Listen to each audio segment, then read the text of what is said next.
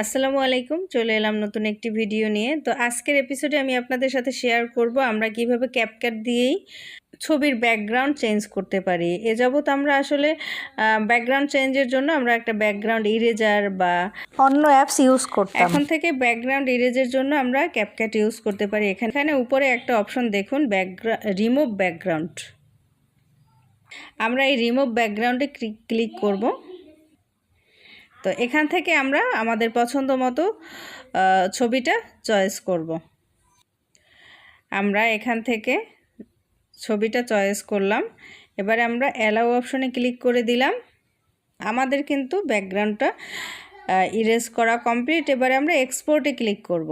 Export হয়ে গেছে। আমরা একটু গ্যালারিতে গিয়ে দেখি। এই যে দেখুন, আমাদের এই ছবিটার কিন্তু ব্যাকগ্রাউন্ড ইরেজ হয়ে গেছে। এরকম ছোট ছোট টিপস পেতে